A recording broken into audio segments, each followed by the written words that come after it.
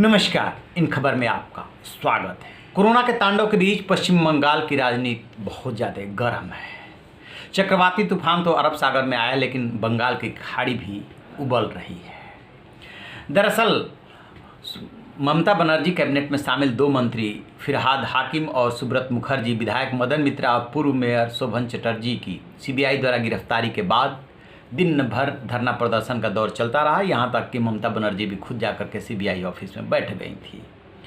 शाम होते होते जो विशेष अदालत है सीबीआई की, उसने चारों को जमानत दे दी।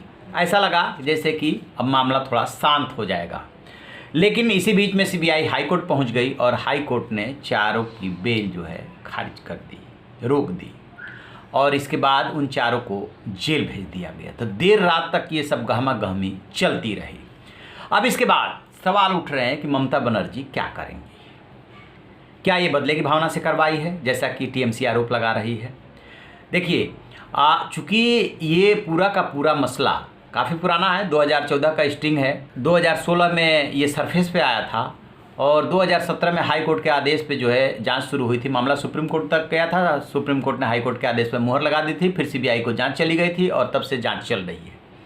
टाइमिंग को लेकर के सवाल उठ रहे हैं कि आखिरकार जब वो इतना पुराना मामला है तो इस समय गिरफ्तारी क्यों? क्या मोदी सरकार पश्चिम बंगाल के चुनाव की हार को नहीं पचा पा रही है? आरोप यही है।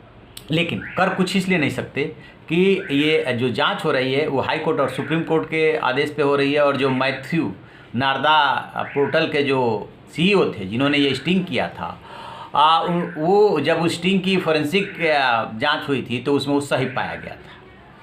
अब दूसरा आरोप ये है कि आखिरकार इन चारों की ही गिरफ्तारी क्यों? शुभेंदु अधिकारी और मुकुल राय भी तो उसमें स्टिंग में फंसे थे। ये दोनों के दोनों बीजेपी में आ गए, दोनों विधायक बन गए हैं, एक विपक्ष के नेता बन गए हैं। तो क्या बीजेपी गंगा है जो यहाँ पे आने के बाद, इसमें स्नान करने के बाद सभी शुद्ध हो जाते हैं? सवाल तो उठेंगे। लेकिन ममता बनर्जी भी जैसे शासन व्यवस्था चलानी चाहिए, जैसे उस दौरान जब उनकी जीत मिली, बम्पर जीत मिली, तो जब आप चीफ मिनिस्टर बनते हो तो किसी सिर्फ जो वोट दिया है उसी का नहीं बनते हो, वोटर बनते हो आप सबके, चाहे जिसने आपको वोट नहीं दिया है उसके भी आप सीएम हो। तो हिंसा हुई और हिंसा पे उन्होंने जो जवाब दिया था वो दिया था कि अभी मैं सीएम नहीं हूँ, अभी सब कुछ इसी देख रहा। किसको समझा रही है ममता बनर्जी? जैसे ही किसी पार्टी को बहुमत मिलता है, पूरा पुलिस प्रशासन, बेशक टेक्निकली अभी इसी के अंडर में हो, अभी चुनावी प्रक्रिया पूरी ना हुई हो,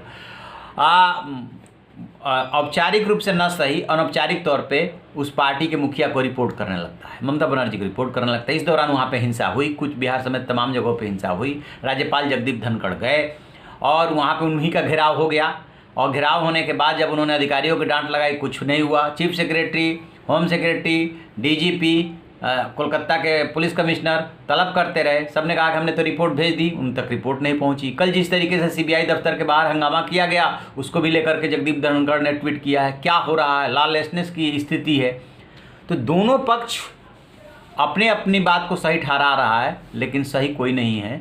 दोनों पक्ष की अपनी अपनी गलतियां हैं। टाइमिंग को लेकर के सवाल उठेंगे। ममता बनर्जी को कानून व्यवस्था पर ध्यान देना चाहिए, किसी एक पक्ष की या सिर्फ अपने वोटरों की वो सीएम नहीं है। अब इसके बाद नेक्स्ट सवाल कि ममता बनर्जी अब क्या करेंगे। चूँकि हाई कोर्ट ने जमानत रोकी है, इसलिए अब इनके पास एक ही दरवाज़ा बचता है, सुप्रीम कोर्ट। क्या सुप्रीम कोर्ट इन चारों के जमानत को लेकर के वो जाएंगी? क्योंकि उन्हें इस बात की भी आशंका है कि जब हाई कोर्ट से जमानत रोक दी गई तो सुप्रीम कोर्ट पता नहीं क्या करेगा, उसके बाद तो कोई अदालत है नहीं। या फिर वेट करिए लोअर कोर्ट में जमानत याचिका लगाने के लिए कि जब जितने दिन का रिमांड दिया गया है उसके बाद जो है जमानत मांगिए उसी कोर्ट से, उसी विशेष अदालत से। लेकिन इस बीच एक बात तय है कि ममता बनर्जी इस बात को जनता की अदालत में उठाती रहेंगी, यानी अपने लोगों को, वहाँ के लोगों को, वोटरों को ये संदेश देती रहेंगी कि सब कुछ बदले की भावना से की जा रही है।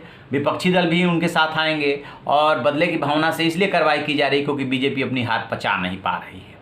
अल्टीमेटली क्या होगा? जिस तरीके से वहाँ पे राज्यपाल बना, मुख्यमंत्री बन गया है, एक तरह से दो पाला खींचा हुआ है, वो भी अच्छी स्थिति नहीं है। दोनों पक्षों को सोचना चाहिए। रहेगी इस पे हमारी नज़र। जैसे कोई अपडेट मिलेगा आपसे साझा करेंगे। आप रहिए ना बेखबर, देखते रहिए इन खबर।